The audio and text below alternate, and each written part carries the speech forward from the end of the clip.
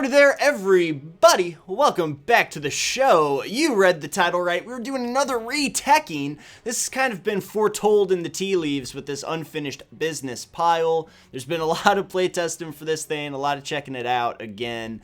I just want to get through and tell you guys what we're taking in this time. We're not going to talk about what we're leaving out, I don't think, because this is just a ReTek, you guys. This is a ReTek, but incidentally, I actually like this build more than my old one. So I think we're going to tech it out. We're going to get one more game in, and then that is going to be the last time you see this deck in kind of the standard video thing that we got going on. A couple people were asking for me to redo this and see what that build looks like, so I want to make sure that we get this done early. I know it's a little bit later than probably you would have expected or that you would have wanted it to happen, but here you go. This is going to be my ReTeking for this particular pile.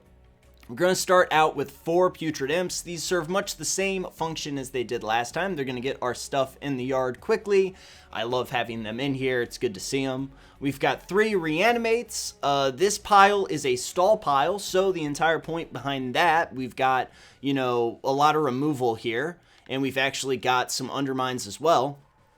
So the thing with the Reanimate is that I want more targeted than this Exhume, because we're actually going to have more creatures of theirs in the yard at earlier points in the game. It's going to allow them to do, now obviously our creatures are going to be more powerful than theirs, but there's still some things that we don't want them to be able to do again and get effects from again, depending on what creatures, what decks they're playing. So I like the Reanimate. The damage actually isn't that big of a deal either, since this is more of the stall pile. We're able to do a lot more stuff on their end step or during their turns, stuff like that.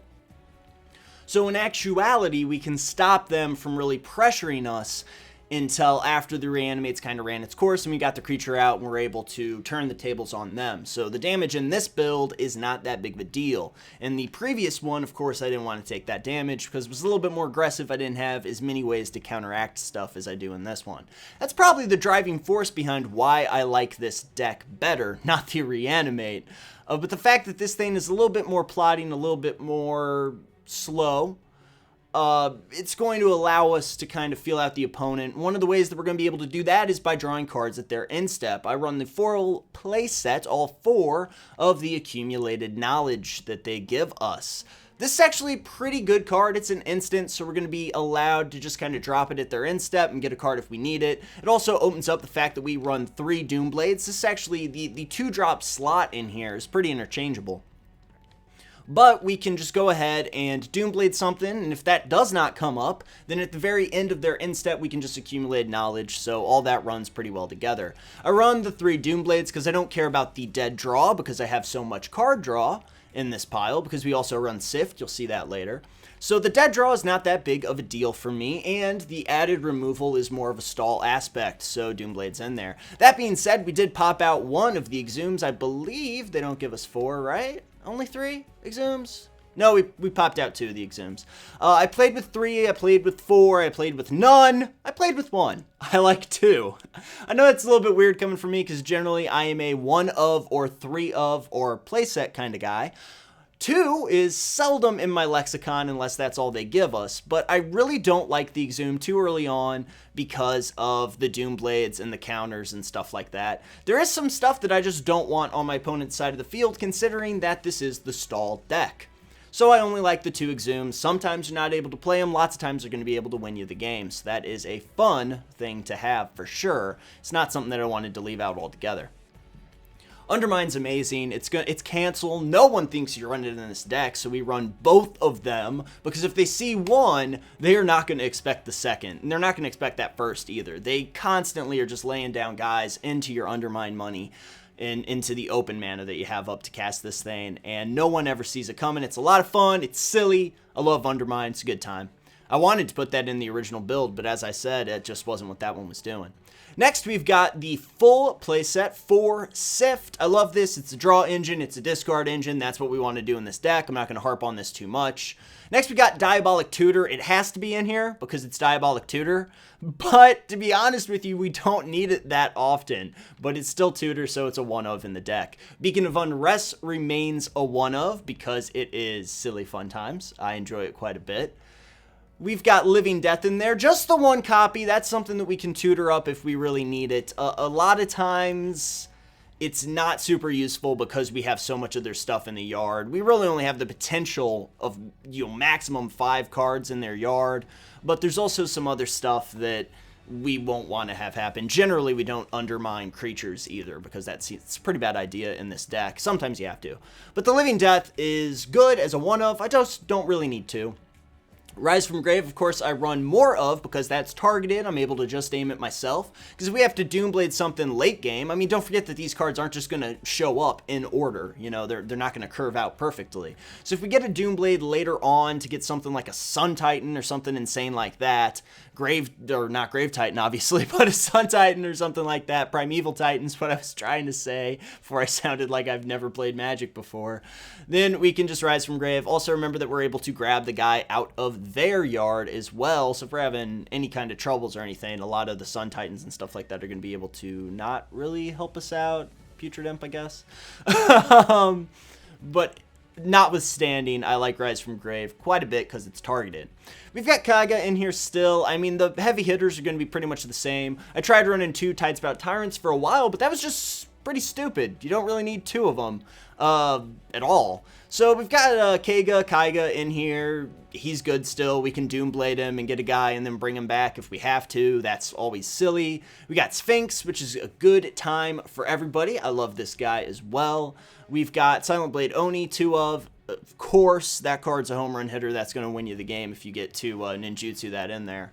Runescar Demon's in here because he's a tutor and he's a 6/6 with evasion. Tidespout Tyrant, of course, is good. We just don't need 2 of them. Zion of Darkness is still one of my favorite cards. I love this guy. He's insane.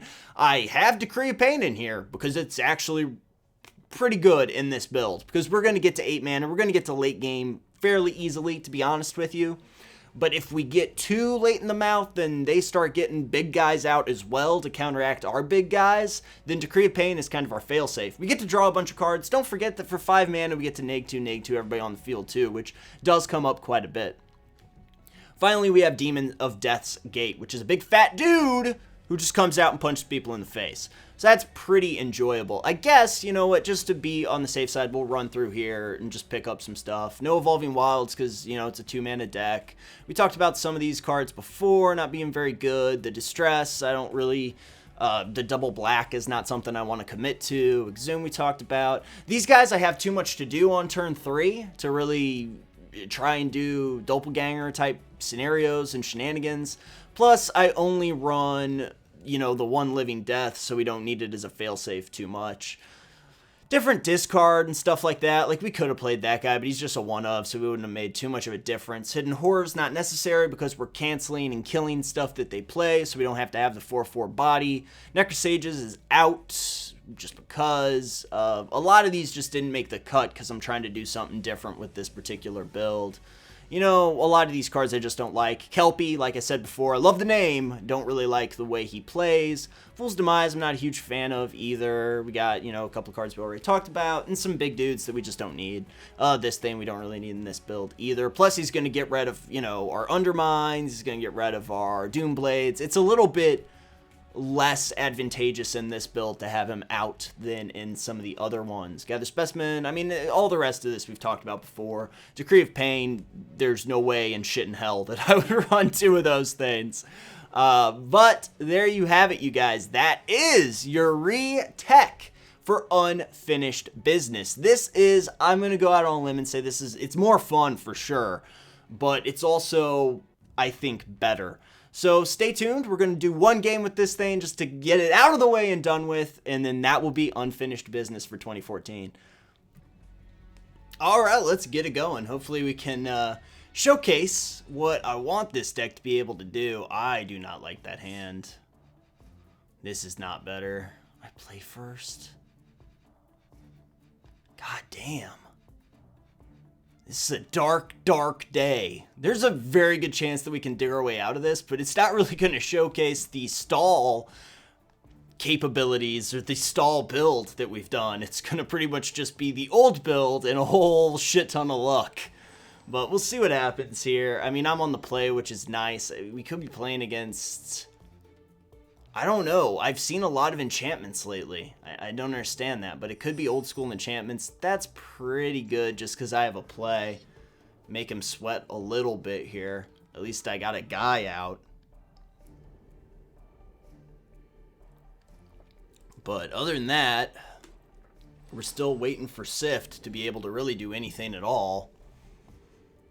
This guy's not doing much either, though. There's the Doomblade. There she is. See, that's having 3 of them in here. That's where we're coming from. Go ahead and walk on over for 1. Take him to 19. See what's happening here.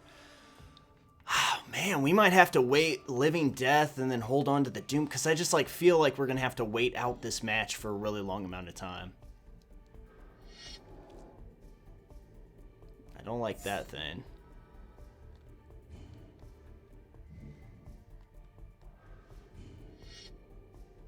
I immediately made a liar out of myself, but there we go. That seems better. That seems a lot better. I think my 9/9 trample will be able to take care of that 1/1. You know, if we have to Living Death. We might not even have to Living Death because I got the Rise from Grave. Up against enchantments, though, obviously he needs creatures in order to play anything good because he has to equip them up with those enchantments.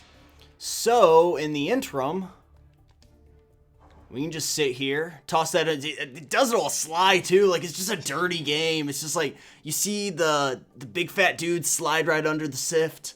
Sift's laying on top. Dis has got to go through and dig for him. See what's going on. See what I'm saying? This guy needs enchantments to make his deck go.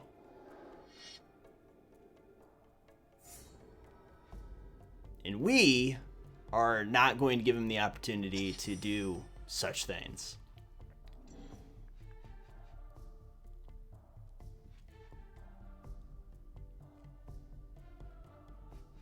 I really kind of just want to Rise from Grave, but I think he has an answer for it. Is my whole thing. Pacifism or some such nonsense. Chicanery. If I could be so bold as to say that that is most likely what's going to happen here.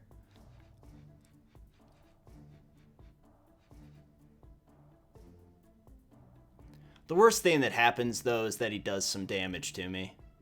So we're going to go ahead and go through.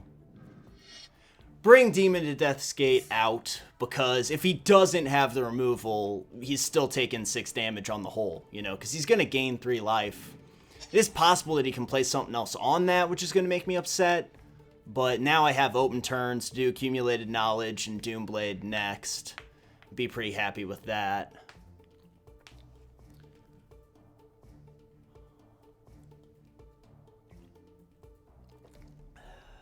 Huh. I mean, he could make this guy, what? An 8/8 protection? Like, the worst thing that's going to happen here is I'm going to take a bunch of damage.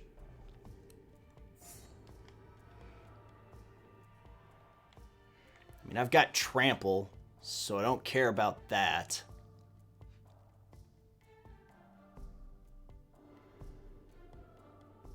Interesting.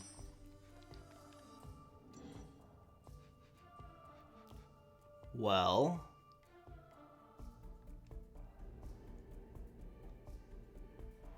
if that's the way it's going to be, then I'm happy to oblige. Curiouser and curiouser. I've got the Doomblade and the Accumulated Knowledge on tap, so I'm not worried.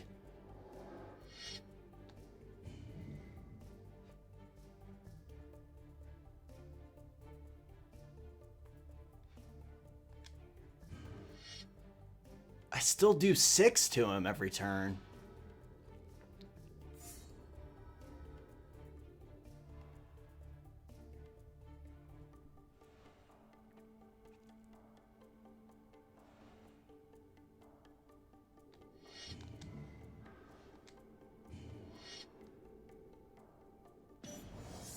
That's game. That was weird. I don't know that.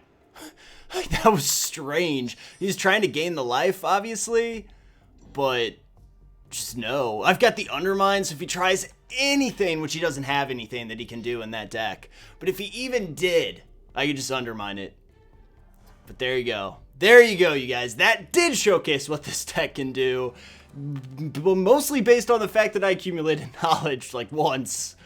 But whatever. I like it. So there you go, you guys. That is Unfinished Business. I hope that you enjoyed this reteching, and I hope you enjoyed our time with Unfinished Business. It's a pretty great deck. I like that build quite a bit, this particular build quite a bit. We might see it again down the line, you know, just looking into it. I'm not sure. No promises. Who knows? Thanks a lot for watching, you guys. I really, really appreciate it, and I will see you all tomorrow.